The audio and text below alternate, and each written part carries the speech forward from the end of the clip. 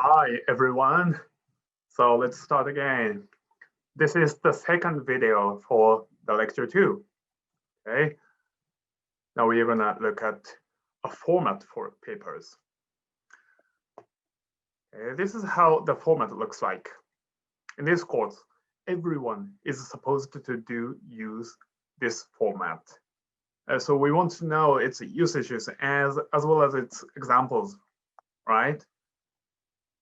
This is what we're gonna do from now.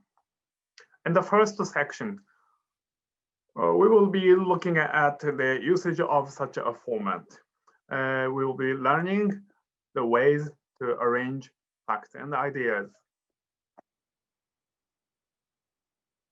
Right, let's start from this one. Places for information. There are the places for small information. On the top of the format, you find the places for the university's name, course title, year and semester. Okay, these are the basic, very basic information. And next to the paper title is the places for your department, student number and name, and month, date, year. And also, finally, you need to write version name of the paper. For example, next week you will need to submit outline. Then you need to write outline here. And after that, you will have to submit draft paper. Then you write draft paper here. Okay. Anyway, although they are pretty easy items, they are very important because they show information about you. So be sure to replace all the X's. Don't remain any X's in this format. Okay, there are many X's here, here, and here, and here, and here too. Remove all of them and replace them, all right? At the bottom of the paper is works cited. This is the place where you write the sources you used. So you should show your materials here. Materials include the books and articles and so on. Okay, this is where you show your evidence. So this is also the important part. However, there are much more important places for the basics. Okay, let's take a look at this. Okay, these are the most basic elements. Let's look one by one. We have main title and subtitle. We have introduction, significance and scope, result 1, result 2, discussion and suggestion, and conclusion. So we have essentially very basic and important 7 parts. Okay, so from now on, I'm gonna focus on these 7 parts. Right, but are they all actually important? Yes, of course. But cannot we pass or omit a few of them? No, we need to use all of them. Because, I'm going to explain why, but because you need to use all of them in order to show your facts and ideas. Let me explain. First of all, you should argue for your main point by using these sections. But what is the point? Point is the thing that you want to emphasize. When you're explaining, your emphasis is correct. We say that you are arguing for your point. So this phrase, argue for is another very important phrase. So don't forget that. Please remember this phrase. All right. Then, in order to show your point, what should be done? First, you should use titles effectively. Obviously, you can use just a few words for these titles. You know, titles are not making lines like this. You know, main title has one line, and subtitle has one line too. Okay, so there are only few words. So what you should do here is to condense your point and shorten its messages. So you gotta make very short phrases in order to make main title and subtitle. Second, you should use 3 sections. Introduction, where you write your research question. Discussion, where you write your findings. And conclusion, where you write your research answer.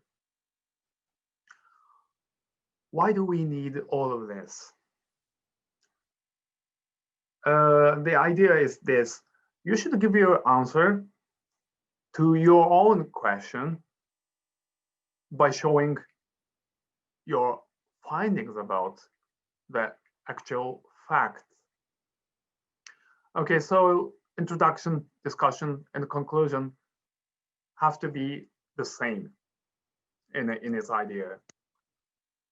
So it's kind of, you should repeat your main point in all of these sections. Okay, this is the most important thing when you want to use this format. In doing so, you'll be able to impress and provide your readers with your thesis, your point. Okay, this is what you have to do in this format. Then you also need to do this. You at the same time have to show those findings based on factual information. So let's then look at how you are going to do that. Here, we'll look at how you explain your facts. Okay, facts will prove your ideas. So facts and ideas, both are important, right? So what do we need to do? First, scope. What is scope? Scope is the width or range of your investigation. So you should explain how you got your data. How you got your data here.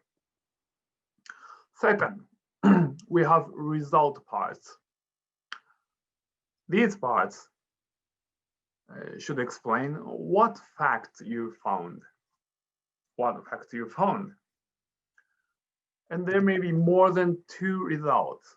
Then results may be more than 2. So in such a case, you should add another section, result 3. But it's not a good idea to have more than three results. So I strongly recommend that you should result 1 and 2 or result 1, 2, 3, not more. All right. Thirdly, discussion again. This is where this is where you write your findings. You should show your findings based on your facts, which was shown in results 1 and 2. So this is how you explain your findings. And obviously, as I already explained in the former slide, these findings, your findings should be your main point. Okay, these findings should be the ones that you want to emphasize. Okay, so findings are main point. So this discussion part is the most important part. It is as important as the titles. Here you should explain your findings, and that makes your point. All right, that is all about explaining your facts. We have one more slide. You also need to show your opinions, but how to show your opinions is very difficult. So you need to be careful about this. You have just two places for you to show your opinions. One, significance. In significance, you write rather big background and rather big aim or purpose of your investigation. Okay, because significance means importance, and when you want to explain importance, you should show some, a bigger explanation than usual, right? And we have suggestion part. In this part, you write implications of your findings. What is implications? Typically, implications are the ideas and opinions about some policy measures that should be taken from your point of view. So one of the easiest way to show discussion and suggestion is that in discussion, you say that one of the policies in one city was not effective enough. Then in suggestion, you should say, so we need another policy. Okay, this is how you use discussion and suggestion. All right, so these two parts, significance and suggestion, are the places where you can express your opinions. And you limit your opinions only to these two parts. All right, now we are done with our showing ideas, facts, and opinions. Now I'd like to summarize these slides. I'm going to read one by one. One, reports or report papers should be written in this order: introduction, significance, scope, result, discussion, suggestion, and conclusion.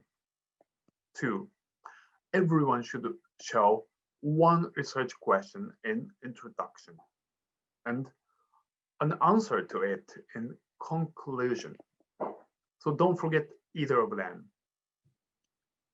Three, scope means the materials, methods, and steps of your research. In results, you should show the facts based on your data, which you gathered or collected using the materials and the method that you explained in the scope. Four, in discussion part, which is the most important part, right? You should explain your findings and you should argue for your main point too. Both of this you should do in the discussion part. Okay, today I'd like everyone to respond to this questionnaire. You will be asked these four things. Do you have any research question? You got to answer. To each of these questions based on your own ideas. Okay. Do you have any research ideas? I'm sorry. Do you have any research question? And second, do you have any facts and findings?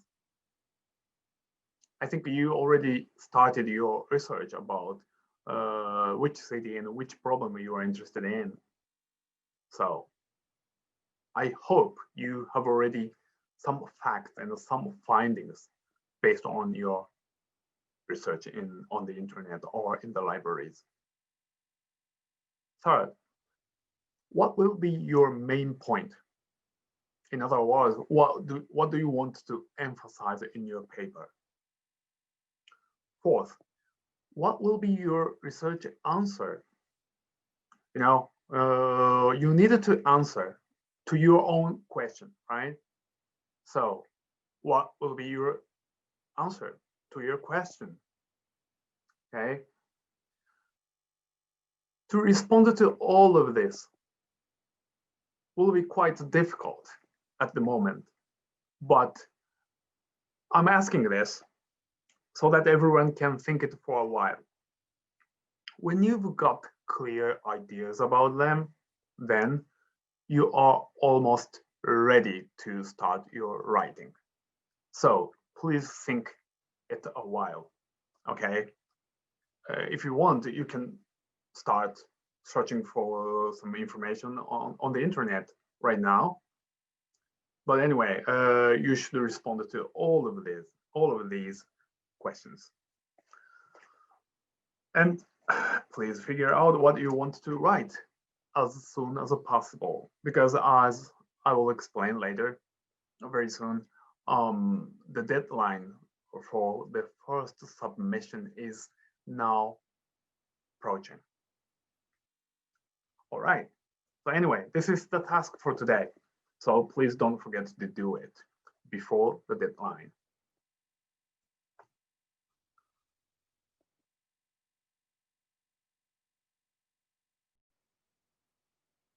Okay, let's look at the final section of the day. Here, we'll be looking at examples, looking at the papers from last year. What is important is to arrange facts and ideas. And they are the 6 topics that we need to investigate when you want to write a report in this area. Community and the problem, actors and the measures, goals and effects. Okay. Then, what did the students last year wrote about them? One of the examples is this. In this paper, we call it example 1, discussed water shortage problem in Sydney. And what did the author found? The author found that state and city governments were taking actions against water shortage in Sydney. They were restricting the water use and they were imposing a penalty. And what was the goals and effects? They successfully avoided lack of water. Okay, so it was a kind of successful story. On the other hand, or on the contrary, in the next report I'm gonna show you later, this we call example 2, heavy traffic jams in Jakarta was discussed.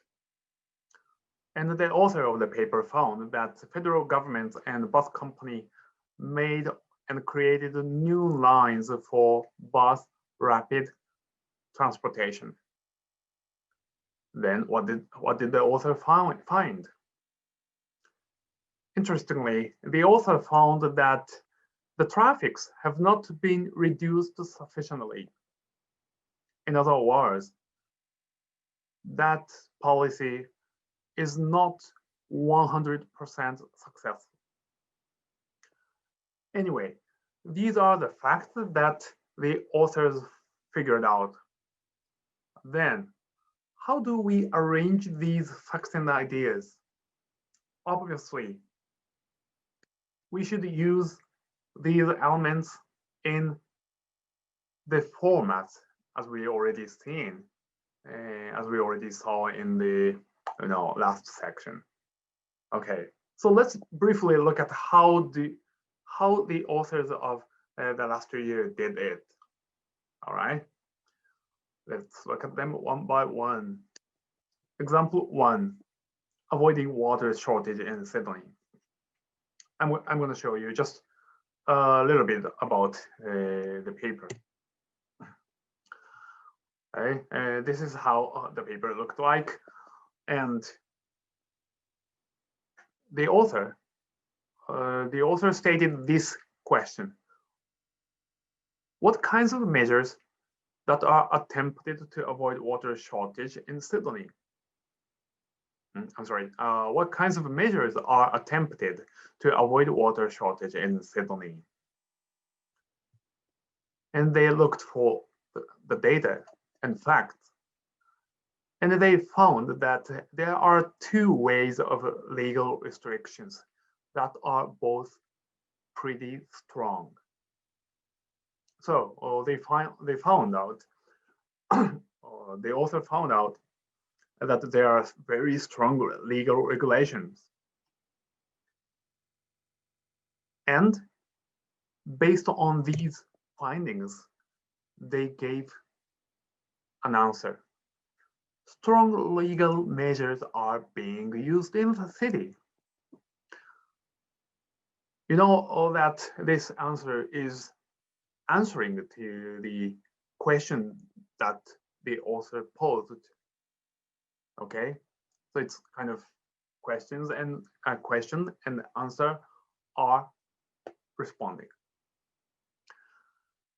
Anyway, this was what the author of the first paper did. Second example, reducing traffic in Jakarta.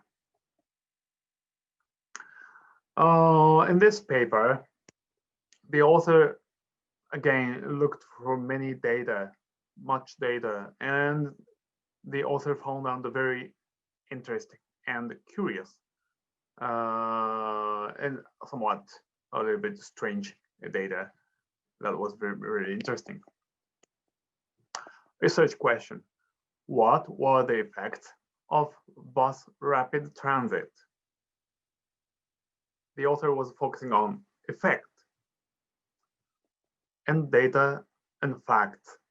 The amount of traffic before and after BRT was identified. So the author found out data about the amount of traffic. What did he get? Research answer: the BRT has been causing limited effect. So it means it had effect, but such effect was not sufficient. This was the author's answer. So in these ways, the students of the last year arranged their facts and ideas in these very small areas of a report format, okay? To make a summary, let me point to the strengths of these papers. These 2 papers had very clear points or very clear statements about the main points of the authors. Generally speaking, such clear statements have typical forms. Let me explain using this problem action cycles.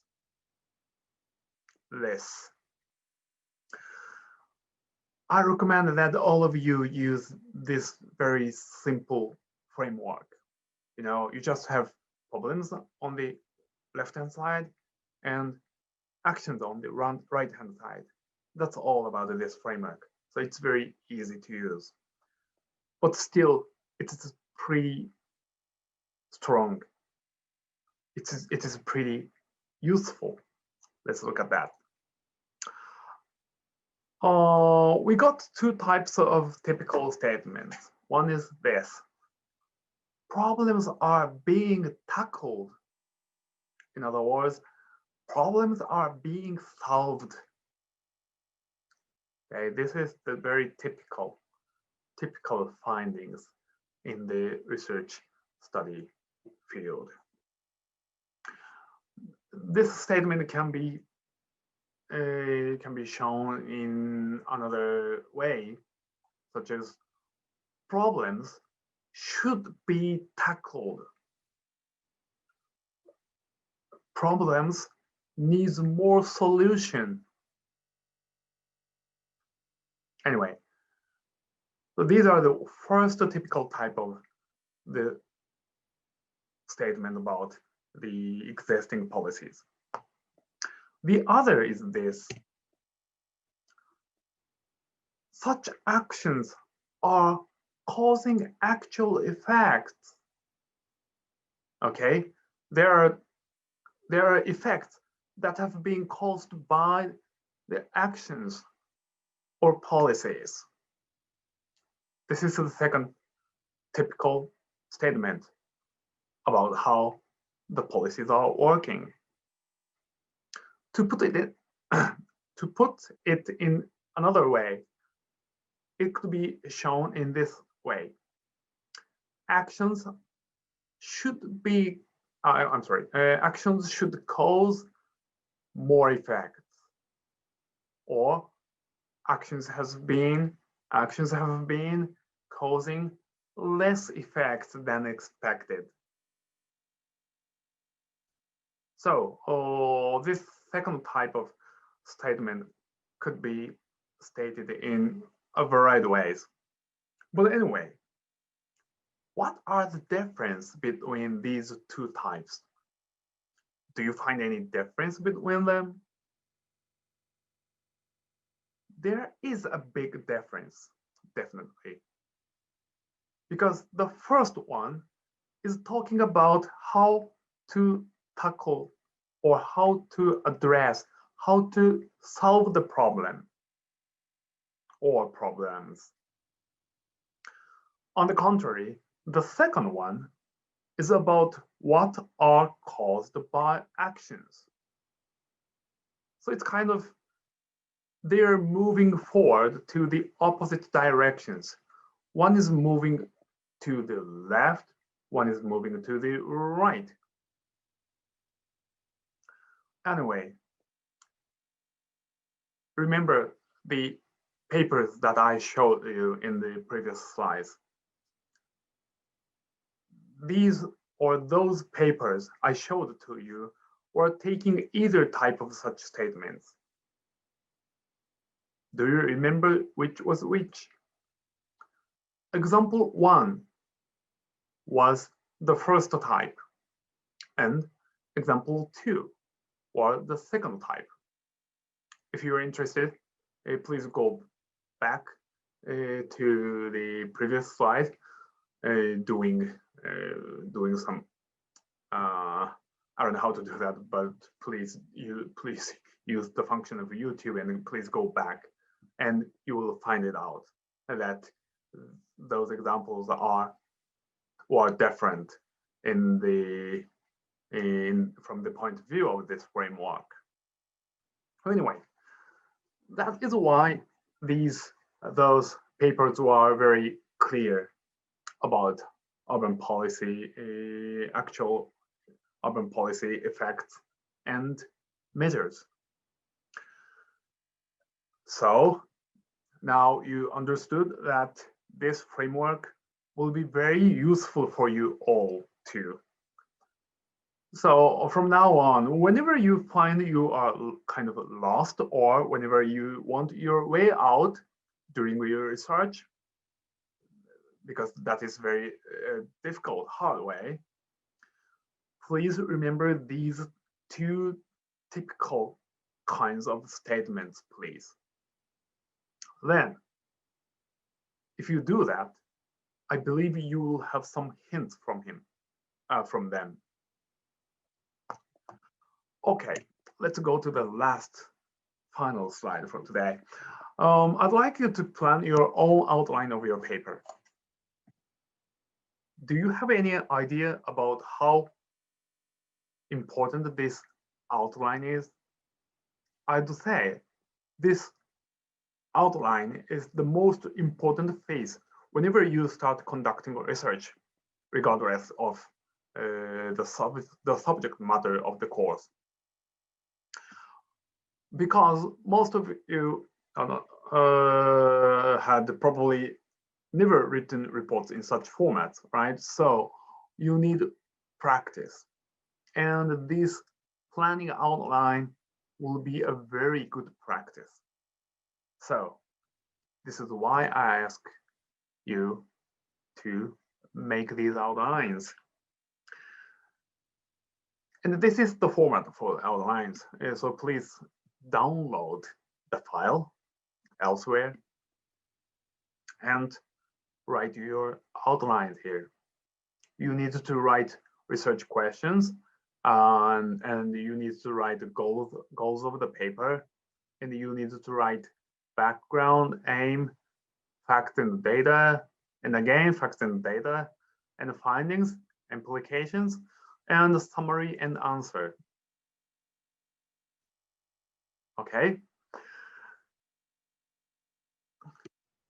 So these are the things that I would like you to be careful about. First, no need for sentences, no need for figures, no need for works cited. Because when you make outline, you want to make it very simple and compact.